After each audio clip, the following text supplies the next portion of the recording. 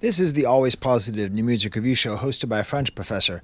But I'm going to start off on something of a little bit of a down note. I don't know. I'm going to be talking about Supreme Clientele 2. Supreme Clientele 1 is one of my favorite rap albums of all time. So this was, an unexpected sequel, which sets very high expectations. And I got to start off on a little bit of a down note, even though this is one of my favorite rappers and a sequel to one of my favorite albums. The fact that I'm not absolutely over the moon about this album is a sign. It's kind of like what I said about Joey Badass. If this is bad, then things are good.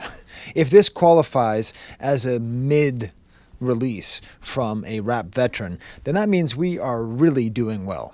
Because, we're living in this moment, which I want to give the credit to Nas. I want to give the credit to the King's Disease and the Magic series of albums. And then following it up with the Hip Hop 50 concert, which I went to in the Bronx, the house that A-Rod built. And then on top of all that, having the Mass Appeal record label and releasing all these albums from Slick Rick and Raekwon and Ghostface and all that. And it's all good. And there's some greatness mixed in. But it's weird because he helped to create this moment. And then, in a certain extent, the moment has kind of gone past the need for what he's doing. Like between, LL Cool J and Clips, like two artists who have released albums worthy of their legacy. Do we think that the Slick Rick album is worthy of his legacy? The Raekwon album, this album? I'm not saying no, but I'm also not saying yes with great enthusiasm. So that's my kind of down note in general for this album that I really enjoyed. And this is, as a reminder, one of my Pookie Dookie rappers. He's one of my 5 favorite rappers of all time. But there's just something off. Something that leaves me a bit cold. It could be, and I don't mean to go all Fantano on it, but there is something about the mixing or the producing or something. There's something that just doesn't sound good. If that makes sense, I don't know. But my theory on Ghostface Killah albums, and I said this on the Set the Tone album as well, you've got to leave the gun and take the cannoli. The fact that he's still working, he's still putting out stuff, even him at his worst, is still bad pizza, right? It's still good. And it's an interesting idea, calling it Supreme Clientele 2. I sort of wish he didn't. I'd prefer to listen to this album just as its own thing. Because if you call it Supreme Clientele 2, I am transported 25 years ago to my dorm room when I was a senior in college. I must have been working on my honors thesis on the French rap group I Am. I remember buying the album the night it came out. It came with like a little 10 by 10 poster of the album cover, and I remember listening to it. And that's hard to recreate. Maybe just call it, something else. But at the same time, I don't mind the history bit because it is kind of a hip-hop history album. I think Ghostface, maybe amongst all of the old rappers, he's the most comfortable being old. Set the Tone was basically like, I want to make kind of soul music and I'll do a little bit of rap, so I'm just going to do it. He just feels comfortable being him, and part of who he is he wants to talk about things in the olden days and make references to olden days. And I don't think he's doing it because he hates the young kids or anything. I think that's just his honest artistic expression. Now, in general, I am known to compare everything to either Radiohead or Kanye.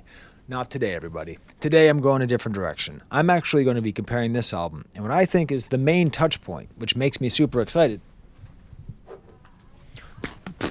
I want to. I'd like to introduce myself. My name is a Biz Markie toy. This is my Biz Markie toy. I bought it 2005. It used to be, there's a sound button in here, and it used to be you could press it, and it would do the 1-2 song, but I think that battery's dead. I hear a lot of Biz Markie in this album. And I think it's on purpose. I think he's making references to Biz Markie. And it's making me realize maybe there's a lot of crossover between Biz Markie and Ghostface Killah. Humor, versatility, improvisational looseness, a kind of sincerity. I don't know. So that's going to be a theory I'm going to be tracing through the album. My hope is that in the future, we have so many rap scholars, so many people studying this stuff, like the scriptures, like the documents that they are. And I really hope that at some point someone makes a real essay, a 20-page essay, Ghostface Killah and Biz Markie, unlikely influences. I think the thing that Ghostface does sometimes he's just kind of the you can't genius guy. You can't use lyric genius to describe Ghostface Killah's rhymes. That's part of what I love about him. Part of me hates that the internet exists, if for no other reason than I don't want anybody to help me with Ghostface Killah lyrics. Because I'll look. I eventually learned what blood on my Wally's like ketchup means. I eventually found out what that means, but I didn't know what that meant. I didn't know what he was talking about at all. Here, you got stuff talking about Swahilian mops, That might have been a Raekwon line, but same basic idea. That you can't genius the genius. Part of him is just this abstract Jackson Pollock style rapper of just throwing out words and rhymes and seeing what sticks and just finding this cool salad. He eats fish and tosses salads, right? That's what he says. More on that later. But he's also really capable, and this is maybe the hidden strength, is he's capable of eliciting pathos or pathos. I don't know how you're supposed to pronounce that. It's a Greek word. Any Greeks out there, you can tell me, which is a technique of eliciting sadness. He's been able to do that. I always say can't go to sleep off the W. That's like a turning point in hip-hop. The verse from Ghostface Killah's there, and he's capable of doing that, and he's able to do that here. So here I am complaining about this album, starting off on a down note, when in reality, the worst this album gets is fine. The great that this album gets, the best this album gets is great. And then the rest is good. It's a very high floor on this. And I would say the same for Mass Appeal, the other Mass Appeal projects. But yet, none of it quite approaches the greatness that I think of when I say the name Ghostface Killah, even if some of it's great. Too many tracks. There's a lot of skits, but there's too many tracks. The intro by Redman, fine, cool. Then we get to the first song, Iron Man. In case you didn't know this, we live in a post-Robert Downey Jr. world, a post-MCU world. When Ghostface Killah called himself Tony Stark's, like, us nerds who also liked rap music felt like he's one of us, man. Everyone knows Peter Parker. Everyone knows Spider-Man. Nobody knows Iron Man. Man, Tony Stark's, nobody knew who he was unless you were like a comic book nerd. So I like that. Mind of the title. Here we go, and this cool kind of stutter beat behind everything, stutter step beat. His voice is a little thin, and that just makes sense with age. My voice, Jesus Christ, how do you even listen to me? Sometimes I watch my live premieres. I'm like, this is how I think I sound. Anyways, but he's also yelling. He's like yelling, almost whining, almost I can't even go to sleep, while at the same time trying to be Tony Stark's. And then listen, no matter how bad, no matter when this album annoys me or whenever I think it's not amazing, it at least gives us lyrics like this. The stamp on the dope was Ronald Reagan with fronts. My man went over his legs, all we heard was the crunts. Chase Bank, nobody moved, just finish your lunch. Damn, I got brain matter all over my dunks. Fake Democrats, boon daggers, blowing at Trump. I put weight on so many bodies you could call me a clump. Is he complaining about the fecklessness of the Democrats? I don't know what he's doing. Boondaggers blowing at Trump, brain matter all over my dunks, bodies you could call me a clump, like the Nutty Professor. Not that Nutty Professor, not the Jerry Lewis Nutty Professor. Yeah, that's right. I got an autographed Jerry Lewis picture on my wall. What do you got? The Eddie Murphy, the clumps, Hercules.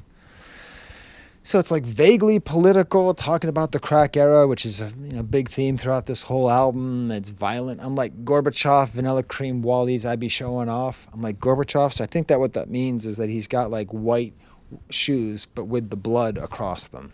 Like, because Gorbachev had like a birthmark. That's awesome. This I don't think anyone can do this like Ghostface can do this. That's why I say the floor of this is like really high, very high quality stuff. Yeah, the rules to the street you don't know about. You can't just take it back when the soul is out. This kind of double rap thing here. This is just really Yeah, oh yeah. Yeah, this is that line. This is how you can't genius. This is the Ghostface line. Really in blocks, Swahili and mops. Imported a caramel cream, Brazilian fox. You go ahead. You tell me. I know English professors. Okay, I know them. I've worked with them. I've sat on committees with English professors. Really in blocks, Swahili and mops imported a caramel cream Brazilian fox. I understand the Brazilian fox is like a woman who he's sleeping with who has the skin tone. I don't know what Swahili and mops means. I don't know what they are. And you can tell me if you want, but I don't actually really care. Because to me, it's just somebody who loves the English language and playing with it as much as he possibly can. Did I start off this review being negative? Fuck me, man. I'm thinking too much about Drake these days. Really in blocks, Swahili and mops. I love it. I got Wall Street bugging off of helium stocks. What does that mean? What does that mean, Ghostface? So it starts off good. That's good. That's my baseline for this album. And then it dips down to fine with the song Sample 420, which is like, I think, the exact same drum beat. It's a little too busy. Listen, I have been lukewarm on MOP for 30 years or however long they've been around. I've heard them and been like, that's a little bit too much yelling. Mind you, I think All We Got Is Us by Onyx is the best rap album of the 90s, so I'm not against rappers who like yell and kind of tough guy it, but I've always been cold towards MOP. So anyways, I guess I can ante up. Then we get to Good, another good song. So again, I'm trying to divide the whole album into fine, good, and great. Another good, Curtis May. I assume that's about Curtis Mayfield, not about Curtis LeMay. So it's about Curtis Mayfield, the American hero, not Curtis LeMay, American ghoul. This beat's way more interesting, kind of front-loaded with some trailing pianos. Not really into the chorus. Styles P is fine. Man, Conway, I feel like he's been missing sometimes, you know. I think he really hit it with the Raekwon guest verse, but this one I found a little cold. Then we get the first great song on the album, Fourth Disciple, which is funny that he calls it Fourth Disciple because the whole song is a story. It's a story about his friend named Taj who gets shot and dies, and he names the song after his producer. So like, did he just have it like named on his computer as Fourth Disciple and then just decided not to change it? I mean, this is some real, abstract expressionist stuff, right? Abstract expressionists often call their painting untitled because they're just colors and scrapes or whatever, Like whenever you think about paintings that you go to a museum and go, oh, I could do that. You can't. You couldn't. If you could have, you would have, but you didn't. But still, you go, oh, I could do that. Most of those paintings are called untitled. A lot of this album feels like it's just untitled. But it does have a theme. It is one of his stories. There's a point where he goes, oh, no, don't start that shit. And that's obviously referencing a different song. So he's actually... Jesus, I'm going to sound so pretentious. Let me grab my coffee. Let me go over here, grab my coffee as I sound pretentious. Oh, check out my second channel. I put up another video essay in my Haitian history class. I talk about the correlation between coffee and freedom. It's good. It's good. Check it out. Iterations. So artists will often take one theme and do different iterations, different versions of that same theme. He's going back to a song from 1997, right? Impossible. You can never defeat the gods. Impossible. You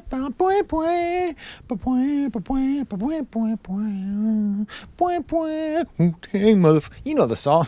If you don't need to know it. I just sang it better than anyone. But in that song, there's a famous verse from Ghostface Killah, which the whole thing about Wu-Tang is you had to perform. You had to get on. It was like Saturday Night Live. You had to prove that you could perform, you could write, you could do everything. And they're all doing this whole, reunited, all excited, all that stuff, And then he comes out, he tells this story. Somebody call an ambulance. Jamie got shot. Just like, wait, what? And he tells a whole verse from the perspective of his friend Jamie being shot and died. This whole song This new song, Fourth Disciple, is just a further iteration of that same story. It's a different producer. It's a different friend. Now it's Taj instead of Jamie. But it's the same basic idea of he's trying to communicate the pathos or pathos, depending on how the hell you're supposed to pronounce that. I know I'm a fancy professor in a three-piece suit, but I still don't know how to pronounce everything. Pathos or pathos. You're supposed to feel the sadness, feel the pain, feel the pressure. And that's what Ghostface can do. Just as well as he can just go out there and just throw you Swahili and mops, he can also get you to feel like you're in the moment and like you're trying to give him CPR and that you got the blood coming out. You see the blood coming out of the mouth. Next song is just a fine one. Windows. Nice attacking. It's cool. There's a Tom Jones sample. Shout out to the B-I-G to the D-A-D-D-Y-K-A-N-E. Yeah, that's shout out to Big Daddy Kane, who of course wrote all of the lyrics for Biz Markie's first album. They were together in the Juice Crew with Marley Marl. More about Marley Marl soon. I think he's pretty clearly showing his allegiance to that group of rappers, that time, the Marley Marl crew, I think. The T-O-N-E-Y, Starks needs an Emmy, full clip, wait, fall off like Jenny. Good times got it all in my jacket, just like Lemmy. Lenny? I think he means like Lenny from like Lenny and Squiggy. Like Michael McKean's character from Laverne and Shirley. Man, he doesn't care you don't get his references, young people.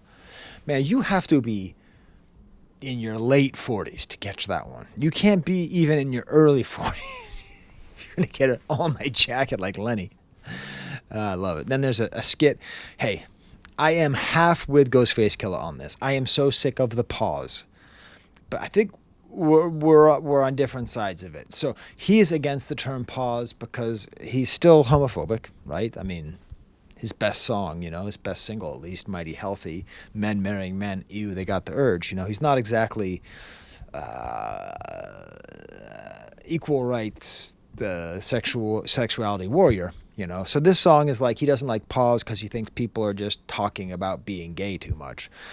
But I'm just all for abandoning pause because it's not funny. Everybody, pause is that's what she said. Remember when you watched The Office and thought George Michael was a boob for saying that's what she said? That's what pause is. We will look back on this time and say pause. So absolutely right. I eat fish and toss salads. Just say it.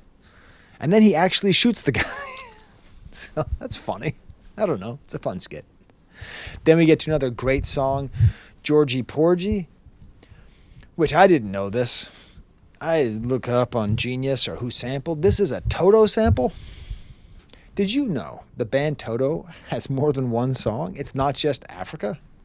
Cool. I like this drum beat, like a little piano beat. He's producing it himself. Much like Biz Markie produced himself. And also this beat, if you know Biz Markie, this beat sounds like a beat that Biz Markie would have produced for himself. With this nice kind of growing piano and a little story about the way that he used to be. I love it. Sorry, I hit the microphone there. Force MD is a nice sketch. Then we get to another absolute great song, Breakbeats. The Sid Johnson or Syl Johnson Catch a Groove sample. And the drum beat. Just a beautiful sound. I used to think that was James Brown. It's not. And it's just his genius. This is his genius. I'm gonna read this just like poetry. Yes, I'm in the air like fly cologne. Rub two rocks together, give birth to one stone. Line you up like a chakra, a silk doctor. Fermented like Asian trees and French vodka, scrolls, calligraphy, scriptures written in gold, biting is forbidden, hittin', sittin' in glass bowls. We wore graffiti jackets, I miss Mr. Magic, imagine hearing F-U, from Clark Howard. Got my jewels from Jason, you get it from Jared, every kiss begins with K, and then I blasted headline, Paisley Starks has been captured. Woke him up dead in his drawers with one ratchet. Beautiful. Mr. Magic, of course, Mr. Magic's Rap Attack was a radio program which featured very heavily Biz Markie and the rest of the Juice Crew. Wait, what did I call it before? Did I call it something other than the Juice Crew?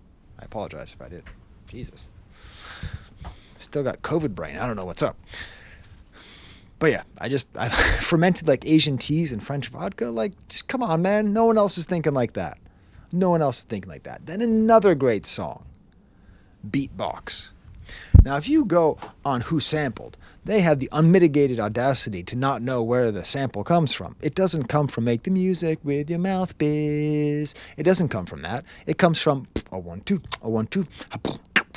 Now listen, Biz Markie's stuff is not on streaming because of a copyright disagreement, I believe, between his wife and his record company. I don't know. I don't follow that stuff. Justice for Biz. But it is very clear that he is sampling Dougie Fresh and he is sampling Biz Markie, and he's trying to have the party. That's the thing. Biz Markie was bound to rock the party as they turn, bound to rock your body as they turn the party out. He was into making songs that could get you pumped and could have fun kind of goofy sex verse with this nothing robot in the background, some back and forth with Aisha Hall. Come on, man. No one on Genius is picking this up either. It's a Slick Rick quote. Stepped on the D train at 205th. I saw a pretty girl, so I sat beside her. That's the Slick Rick line. And I think Ghost says, stepped on the D train at 12:05. I saw a pretty girl, so I sat beside her. You know, it's kind of a time machine. Kind of a time machine thing. Kind of going back, mixing together all these influences. There's things I miss. I'm sure there's things I miss. I never would have picked up the Toto thing. But Ghostface is basically having a little hip-hop party for you. Are you not entertained? Are you going to complain about it not being mixed properly? You dick. I'm talking to me. Then we get to the next song, the first single, Rap Kingpin, which is good. It's good. I'm not going to say it's a great one. Again, it connects to the song 1 2 by Biz Markie. Staten Island, because he actually mentions all 5 boroughs, and all over the world right there. But it mixes together Biz Markie 1 2. It mixes together My Melody by Eric B. and Rakim, co-produced by Marley Marl, who produced the early work of Biz Markie. We're really in that Juice Crew, mid-'80s, Queens guys in Long Island, all that stuff. Okay? I know we think of Eric B. and Rakim, we think of them as totally separate. They worked a ton with Marley Marl back then. And then it mixes together with the mighty Healthy beat, the mathematics, bing, so that our killers, both hands clusty. Man, that might... Goddamn, sorry. I just love rap music. That song makes me so happy. Oh my God, so there are killers. Like, how is it possible that I've never seen that movie? And that's like my favorite movie quote of all time. No, my favorite movie quote from Wu-Tang song. My friend Brad and I used to say it all the time. Maybe that was the problem. Tell me in the comments if you know what that's from. Maybe that was the problem. Me and Brad, we say that all the time. Maybe that was the problem. I'm having fun over here. I don't know. Is this good? Is it just too backwards looking? Is it too much? I think it's good. I like it. A real deep thinker and silk words that's smoother than virgin fabric. Two-tone gummies, I'm the first to have it. We don't fuck on bearskin rugs, just Persian rabbits. I don't know what that means, and I don't want to know. That right there, that's what I'm talking about. I talk about my friend Brad because, you know, my friend Brad's like my main rap friend growing up, you know. Now his son's really into it, so word up, you know? It's great. And, like, it would just become part of our vocabulary. So, like, you know, oh, no, not bearskin rugs, just Persian rabbits. Sale of the Century, Dave Chappelle sketch, I don't know, it's fine. The Trial featuring Raekwon and Method Man and the Jizza is good. It's good. It might even be great. I don't know. I like this big boom bap beat. It's fun because it's, you know, there's this back and forth with him and Raekwon, and they're really going back and forth. Facing spades in the joint of Swahili Hot. And then, so that's like describing the case against them, and then their defense lawyer is going to be these other younger rappers who point off that the cop was dirty and racist and a pedophile. So is pretty good. It's a pretty good anti-cop song. And then Jizza steals the show as the stenographer. This is a case of major players and bricklayers, men up a baggage claim approaching the conveyor, and they declare he's not guilty. A nice political song plus a good court song plus having Method Man as the judge. It's that kind of good, funny stuff. it makes me feel the way I used to feel listening to like All Samples Cleared. Maybe that's just because Biz Markie played a judge on that album. The next song is called Love Me Anymore, and this is one of the worst songs on the album. Whoa! I had to miss. You threw your sandwich at the screen, but I just gotta say it. The beat is just weirdly low energy. I don't know why they pick such a Jeb Bush low energy beat. Now, I like Nas's verse. You know, he starts off with his just general sense of appreciation. Life grows on me every other day. I have a whoa moment. How'd I end up here? Look how I've grown. And then he gets political. Project 2025 mandated by Reagan. Houston's on the rise. They love a plantation. Can't allow a selfish and a foul in our conversation. So, you know, Project 2025 mandated by Reagan. Beautiful. I mean, how can I say this is just... Politically, I'm with it.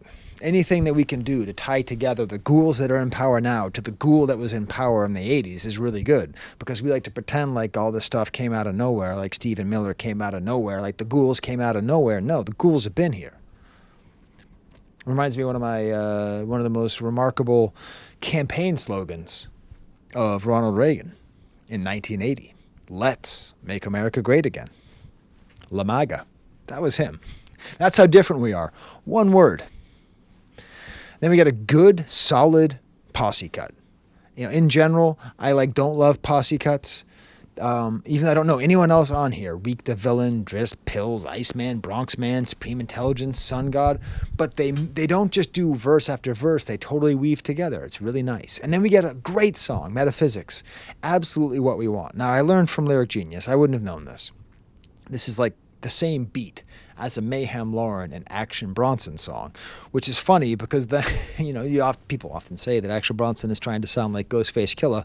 I mean, the only way you could think that is if you have ears. But it's fun because you can sort of imagine it as a battle of the beat over there. And I don't know, just awesome Ghostface style. I get right to gristle like a pistol, I'll twist you. It's all about the lyrics, make Starkey so official. Keep it real like Imus ladies. Like to count your money, sip goose while I play with your vagina. Man, does Imus keep it real? That's a real New York cut. Don Imus was this weirdo who said a bunch of racist crap, and that was back when saying racist crap was considered a bad thing in our country, and he lost his job. And the outro of this album, just slide across the marble like James Brown. I'm going to do the Scarecrow and get some brains now. Like, he's like James Brown, like doing the Scarecrow dance, and like Scarecrow from Wizard of Oz, like needs a brain, but also getting brains is another word for oral sex. He's just flipping all around. He's just doing his own thing, you know? Candyland is fine. I don't know. It's fine. I don't love it.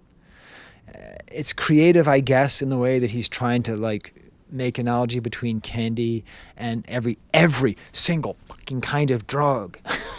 I swear he had like a pharmacist book. What do you call that book? Is it the DSM? There's some book that has all the drugs in it, and he's just going through every single one. Yo, the methyl parmephenidate is like Laffy Taffy. But it's fine. It's creative. If you need to hear someone talk about liquid heroin in jelly beans, that's your song. Lenny Green, a sketch, WBLS. Wait, wasn't Mr. Magic's Rap Attack on BLS? Ooh, can you tell me, real New Yorkers? Because I'm from Boston. I just used to listen to the Mr. Magic Rap Attack compilation albums. I think it was. I mean, BLS was all over the early days of hip-hop. They're now an R&B station, but they're all over. Next song is called The Zoom, and this is like what he wants to do. Like Ghostface Killah, like I don't think he wants to rap. I think he just wants to be Lionel Richie. Like that's his goal. This is a good Commodore sample. Again, the song they're sampling is called Zoom. This is called The Zoom. Sitting by the pool, sipping on Bailey's, reading a big thick novel by Alex Haley. Shout out to Alex Haley. Co-writer of the autobiography of Malcolm X, Roots. Great writer. But, it's the Pretty Tony style, and that's what he wants. And then it all ends on You, My Friend, featuring Method Man. Nice piano line until these drums come in. This is where I really got this theory. I'm just going to hammer this home. Biz Markie. This goes out to everybody all over the world. That's how he starts it. That is such a Biz Markie style, improvised, fun, meaningful intro. And the song itself is like about friendship, which I think is the kind of thing Biz Markie was really into. He was into friendship. He was into talking about Cutmaster Cool V and DJ Cool Swan, and like a lot of his stuff was based on friendship. But what's interesting about this song is that the friendship is so tense. It's Ghostface Killah asking over and over again, "You my friend, right? You're my friend, right? So that means if I were to stab you in the neck with this with this sewing needle, you wouldn't be mad, right?" Like there's this real sort of like, let's keep it real around the ball. We all men, right? Would you feed me if I was in a wheelchair? Visit me every day because you still care. When you say you love me, brother, I love you. I push you out the way, then take a slug for you. That's if I love you. That's what real brothers do. Look at me. I F's with you. Yeah, I love N-words implying men, but that's the same love I tell my B-words. I'm all about the love with the cool E, not the little fake shit with the UV, meaning L-O-V-E as opposed to L-U-V. Like he's talking about like what is real love. This is like Montaigne, this is amitié, this is philosophy right here. It's a treatise on sacrifice and friendship. And then Method Man comes on, does his verse, does even more. It makes me realize there's just not enough songs about friendships. You know, we had the Me series. We had Stand By Me. Fucking great song about friendship. Lean On Me. Another great song about friendship. How many good songs about friendship are there in rap? Well, there's just one more I'd like to share with you. That's by Biz Markie. The song's called My Man Rich, off of the Diabolical Biz Markie, an album which is best known for having the song Just a Friend, but the whole album is a 10 out of 10 album. Just awesome. Just a Friend's a fine song. It's not the best song on the album. My Man Rich, one of my favorite Biz Markie songs. It's a story song. And I think if you've been following with me this far, how far am I into this video? 31 minutes. Jeebus Christ. 31 minutes in this video. Please follow my thesis here. So, My Man Rich, which I'll include a link to, it is on YouTube, even if it's not on Spotify. It's about this friend of his who he loves and cares for, and they tried to get jobs in Reagan's 80s, and it didn't work out. So his friend Rich, he fell to the crack game, and he ended up getting arrested for crack. So it's recorded and released in what, 88, 89, 80, I want to say 89. I'm like, Biz Markie's my favorite rapper. I don't even know when his album came out. It must have been 89. Because, yeah, I Need a Haircut was 92. It doesn't matter. Point is, it's in the middle of the crack epidemic / the war on drugs / come on, the war on black men, right? That's the combination of those two things ended up having a disproportionate impact on a certain group of people. And he's describing it while it's happening. And he's not saying like, I'm a gangster. And he's not saying like this guy was cool as a gangster. He's just describing the poverty in a way. And he's describing his sadness. And the beat is a sample from Junior Walker, the song Way Back Home. But it's an instrumental version of it, and I will include a link to that as well. It is one of the most heartfelt songs ever. And that's what I realized. Biz Markie is capable of eliciting that pathos, or pathos, I don't care anymore, pathos. He's able to get that in the same way that Ghostface is. I really think there's some kind of connection there, an important connection to draw out, even though one is like, you know, grimy and crimey and all that, and the other is the clown prince of hip-hop. I don't know. And then it ends with a knuckle skid. I don't get it. I don't know what it's talking about. I don't know what any of it means, but I don't really care. So there you go. I started this off on kind of a down note. I regret that now at this point. I really like this. Praise Ghost Dini. Please, just praise Ghost Dini. Right now, in your home, praise Ghost Dini. There's the camera.